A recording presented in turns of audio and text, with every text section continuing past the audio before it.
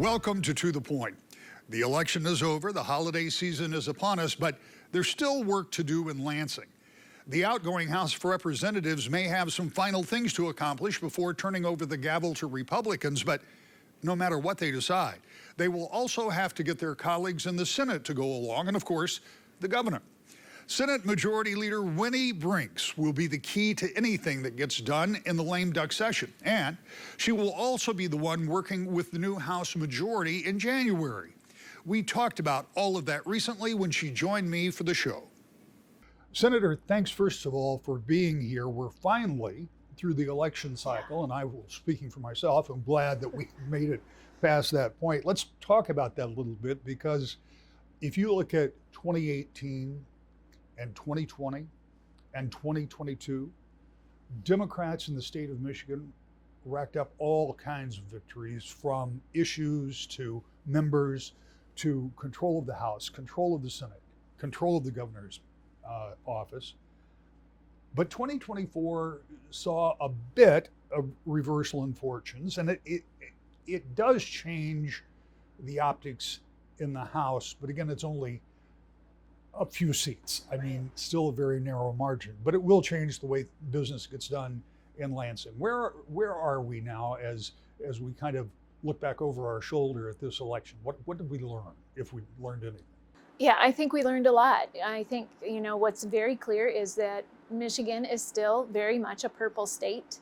I've always come from a purple district. I mean, now it leans a little more Dem with the redraw, but it's not new to me that we need to listen to people at all points of the political spectrum who bring different perspectives, and we need to find ways to work together. So this is a great opportunity for us to do that with the shift in power, and it's an opportunity for folks on the other side of the aisle who have been asking for more opportunities to work together while we had the Democratic trifecta, to really show their willingness to meet us halfway and to see what we can do for the people that we represent. You said something that I think sometimes gets lost as political jargon, but it is in fact the case that you do have to talk to everybody, because in this state, and I didn't believe it when I first moved here, and people would tell me about, they split their ticket. And I'm like, well, they don't split their ticket any more than any place else. But you and I were just discussing the difference in the votes for Alyssa Slotkin and her victory, and Donald Trump and his victory. And I'm still not exactly sure how that happens, but we know it happened. And people did have to split their ticket to make that happen. So you really, as much as you want to go out and talk to the base, and you have to take care of the base, you have to go well beyond that, don't you? We do. And I think, one thing I think we did learn, if Democrats take away some lessons here, it's we have to talk to all of our constituents in a way that makes sense to them. We have to truly listen to what's important to them. On the economy, for instance, we can say all we want about job numbers and economic growth, and how the healthy signs of an economy from an academic perspective. But if people aren't actually feeling that when they go to the grocery store or when they're paying their rent, that's not meaningful to them. So we need to really kind of meet them right where they're at and figure out ways to make a difference that is meaningful to them and their families every day when they get out of bed and go to work, and when they come home and they pay their bills on Saturday. They got to be able to feel a difference with the things that we are doing. One of the better communicators from a political standpoint in our time was former President Bill Clinton, and he made a stop in the closing days here in West Michigan. And I found it interesting because he spent most of his time talking about all of the economic markers that are good, talking about why the economy is good, talking about, why are we feeling so negative about the economy. A couple of weeks after the election, actually I think the week after the election, I spoke to a group of seniors. And one of the questions I got after I spoke was, why, in wake of the fact that we have one of the best economies in the world, do people feel so bad about the economy? And I thought about it for a minute, because I agree, I see those markers too. I look at my 401k, I see some positive things. But I also go to the grocery store. That's what I said. I said, there are a lot of positive things out there, but you're not feeling it when you go to the grocery store, or when you buy a car, or finance a house, or do those kind of things. So what has to happen for this to more Yeah. right size itself, because I mean, if you looked at the economy as a whole right now, you'd say, not so bad. Yeah, I think, those are excellent points. I think the Senate Democrats in particular, and Democrats in the trifecta over the last 2 years, we understand that, and that is part of our core policy agenda to address those things for people. That's why we, quadrupled or quintupled, depending on how you add it up with the federal and the state, but with the earned income tax credit or the working families tax credit. That makes a huge difference, to the tune of thousands of dollars in household budgets for the people who just are not able to get by. So that was a huge thing that we did. We put a lot of dollars into that. But when the economy around you is, the prices are increasing at such a rate that even that doesn't really put enough of a dent in it that you don't really feel it, people just don't feel like you did something for them. It could have been much worse, right? But you can't run on it could have been worse, right? So we need to find ways to really listen to what matters most to people. And I think Democrats have always been willing to listen. I think we have a problem. We get too wonky. We get too focused on analyzing the policy, and we throw statistics at people. And I think really we've got to just listen to the real human stories and talk to people about what's really, truly important to them. And we could do better. Yeah, when you think about kind of the overall attitude, when we would do polling, we would show somewhere up near 60% of the people, their biggest concern was the economy or housing costs, which kind of play into the same thing. And some of the other things that both sides were talking about, immigration, reproductive health, those were in single digits. Not that they're not important, but it was pretty easy to see what was on the mind of voters out there. And so given that, you've got about 9, maybe 10 days where you're going to have session. It'll be lame duck. Now, for our viewers, so you kind of get a sense, it's members in the House who have either decided to leave or were defeated in the fall, but they'll still be there through the December session. Some of them have some unfinished business to do. Over in the Senate, that's not the case because nobody was on the ballot. You still have 2 years, and many will be running for re-election in 2 years, which may temper some of what gets done in the lame duck. What do you expect? Yeah, I think that in the Senate, we're going to have a busy couple of weeks. We're going to try and get as much stuff done as we can. We've got a number of policy priorities that we've sent over to the House that we're really hopeful we'll see some action. We've got a package of bills that would help address the high cost of prescription medications. We've got a package of bills on the Freedom of Information Act, which is of interest to many reporters and folks who like to see us increase the transparency in what your government is doing for you. So there are things like that that we'll be working on to make progress in the other chamber. But we also have some really important things that we'd like to get done. We've got a maternal health package called the Momnibus, and so we'd really like to see that move. There is some stuff on reproductive health that we can do still on access to contraception, particularly in light of some of the rhetoric we've seen at the federal level, and the importance of the power of states to ensure that people have access to the medications that they really want so that they can plan the family that they have in mind. So there are a few things like that that we should be able to get done during this lame duck period. There's generally a supplemental to tie a bow on the close of books. So we'll have a number of things that really are important for us to get done. And then you'll see it in the Senate, as you mentioned. We've been around for a 4-year term. We are right in the middle of that. We still have a number of items that we'd like to get done before we turn the page to shared power next year. So we're continuing to work our colleagues in the House pretty hard. We hope that they will all, take their responsibility to their constituents seriously and come to work and cast their votes on important issues to their constituents. Yeah, and if being Speaker of the House it's been described to me by a former speaker as trying to herd minnows If it's tough on a regular Like basis, frogs in a wheelbarrow. that's right. Yes, there's another So one. if it's tough on a regular basis here in the waning days of this Yeah. session for some of these members, it is going to be difficult. It's going to be difficult to get some members there. It's going to be difficult to get some to focus. But you in the Senate have rather a vested effort because, as you say, you have 2 more years. And in those next 2 years, presumably you're going to be dealing with this Republican majority in the House. So if there are those critical things you want to get done, you've got, I think there are 10 days scheduled for lame duck. I don't know how many you have in the Senate. I think that's what the House has. So you've somehow got to get those things through there.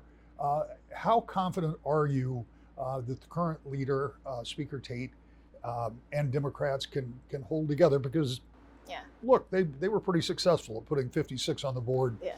a number of times, Right. but it's a little different now. Yeah, I mean, it's always challenging with a slim majority, and that's Right. been true in the House as well as the Senate. We are incredibly proud of the things we were able to do, particularly in the first year, right out of the gate where we had the busiest, initial season of legislating that we had seen in many terms. That activity slowed in this year with the election looming. So we definitely have a list of to-dos that we will be focused on. It is incredibly important for us to understand the context that we are in right now as a nation. And with the trifecta of Republicans controlling both the U.S. House, the U.S. Senate, and the President's office, we need to be laser focused for this lame duck period on the things that need to be done to protect the rights of people who are feeling a little bit vulnerable right now because of the things that incoming President Trump has said he intends to do. And so I think that the Democrats sitting in those chairs now, while we are in a lame duck period, do understand the urgency of the task before us. And I am hopeful that we'll be able to get a number of those things done. In 2018, 20, and particularly in 2022, Democrats had very successful election cycles. Despite winning the open U.S. Senate seat in 2024, Democrats lost the race for the White House in the state, and more directly impactful, control of the state House will now transfer to Republicans.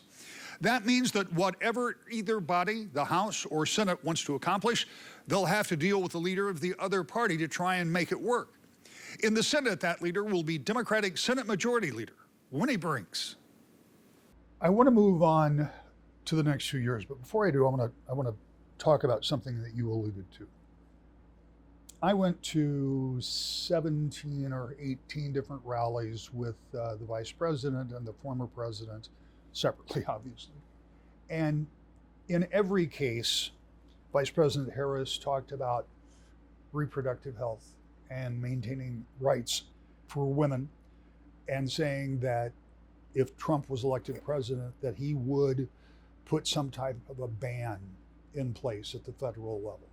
And every time the former president showed up, he said it's back in the hands of the state and that's where it belongs. Now, I'm not going to pretend to know which is right, but you seem to come down on the side that you still are concerned about what he might do, he being President-elect Trump, when it comes to women's health and abortions in the United States. Did I read that right?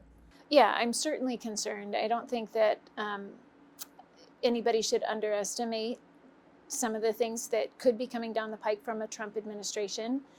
So to the extent that we can safeguard the rights that we have already put in law or in our Constitution and increase access to the tools that we need to be able to utilize fully those rights is important to us. So things like access to contraception, that's not an abortion ban question, but it's an incredibly important part of people being able to determine their own future in terms of their reproductive health. So there's room around the edges where even if the state has ultimate control over abortion rights, the federal government can make it much more difficult for people to actually be able to fully exercise their access to all of the things you need to live a happy, healthy life. So we're concerned that we make sure that we do our due diligence and look at those things to make sure that we are acting in the best interest of our constituents to retain those rights at the maximum level that they have affirmed for us when they have gone out to vote on these issues.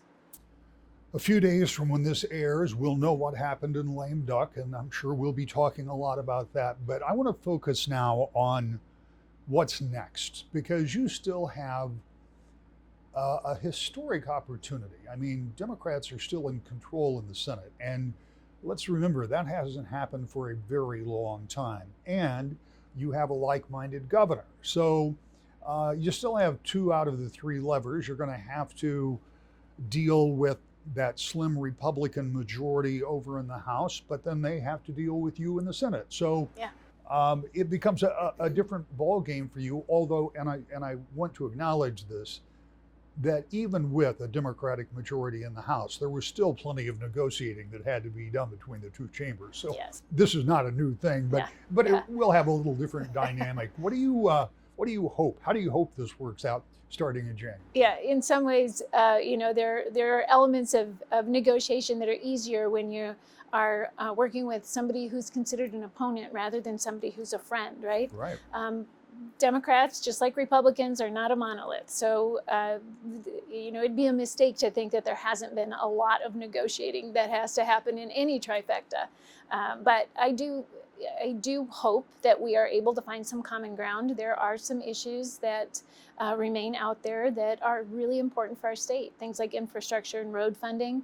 I've, recently incoming Speaker Hall indicated a willingness to have a conversation about a road funding formula. He presented a couple of elements of a plan. There's certainly a lot of questions with it, but that, for example, is something that our constituents should be able to expect people to come together across the aisle, and we necessarily have to. We've shown when the Republicans had the trifecta a few years back, they were unable to adequately fund roads. We've seen now, the governor has utilized the best tool that she could in order to get funding into our state road system, but we still lack local road funding, and it's just an incredibly important thing for our economy, for our constituents, and it's a basic responsibility of the state to cover that. So I'm really hopeful that there are opportunities with things like that where we can come together and find a bipartisan solution that is sustainable and fair.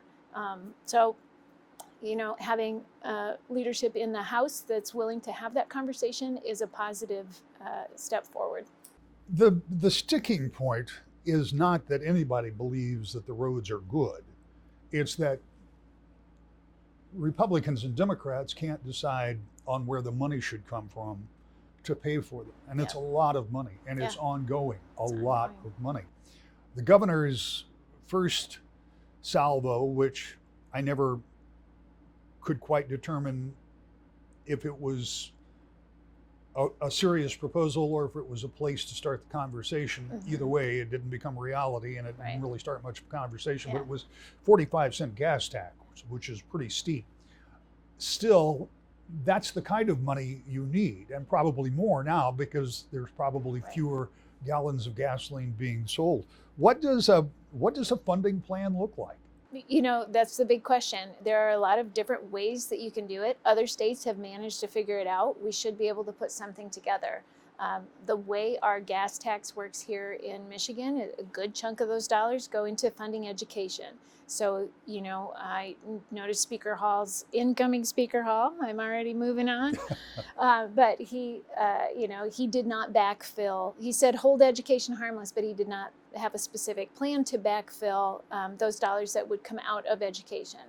Obviously that's incredibly important for our state too. So there are elements on the table that we could talk about, and as you said, as we increasingly move away from gas or have more efficient vehicles, we need to find a way that's not just dependent on gas tax. So there are problems to solve with any of the solutions. I think we've seen, under Snyder, we saw another proposal that failed to get the approval of the voters. So this is not a new problem. It's been a problem for Democrats, for Republicans, legislators, governors for the last few decades. This provides an opportunity for us to do something meaningful and to do it together if there's the political will to do it. And it's not just a problem that has been the last few decades, but it's kind of a structural problem, because the longer you don't repair roads, the more it costs to fix them. So, Yeah. I mean, we kind of compound the problem by not coming up with a solution. We definitely compound the problem by not coming up with a solution. And it's, we're looking at just managing decline at this point. That's not a healthy way to run a state. What else would you personally like to see? And I want to recognize you, and you were talking about that first year that the Democrats had control of everything, and we've never seen, in the time I've been covering the legislature, we've never seen that kind of activity. So I appreciate the fact that much of what you had talked about, and you and I had talked about for years, you and your colleagues have accomplished. But as you point out, there's still more to be done. What would you like to get done in the next couple of years in the few minutes we have left? Yeah, there are a number of things I think that are on the mind of my colleagues in my caucus. I think trying to find ways around water infrastructure and ways to pay for that and to update our infrastructure. We're just at that life cycle when it comes to water and sewer and all the plumbing issues, the lead experiences that we've had. We've seen all over the state. We're seeing it all over the state. Our state's not actually alone in that either, but we don't really have adequate resources to address that. And those chickens will come home to roost with health problems, with like we saw in Flint, but also others, right? When people can't afford their water because it's simply too expensive, because upgrades are being, the cost of upgrades is increasing bills. That's a big issue for us, and I think we need to figure out how we can address that. We've got, on the same token, just a disproportionate number of folks who are on a septic system here in the state of Michigan.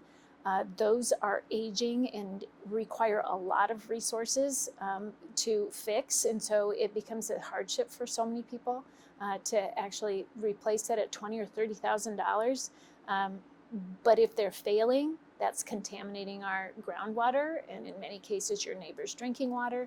So those are incredibly important issues for us as a state, and they're expensive. So there needs to be a way. We can't constantly ignore our infrastructure needs and expect that there won't be a price to pay for that. Democrats still hold the governor's office and the state senate, which means they'll still have a big say in what will happen in Lansing. The major difference is they don't have the complete control they've had for the last 2 years, so compromise and consensus will be necessary, starting with the first big ticket item, the budget. I'll have a final thought when we come back to the point. Divided government can sometimes be contentious and awkward. It can, on the other hand, give people of goodwill on both sides of the aisle a chance to find a different point of view or approach to solving a problem that impacts all people in the state, not just Republicans, not just Democrats. There are opportunities with shared control of government. Now, we will wait and see if our elected officials will find and take advantage of those opportunities. I'll see you next week. To the point.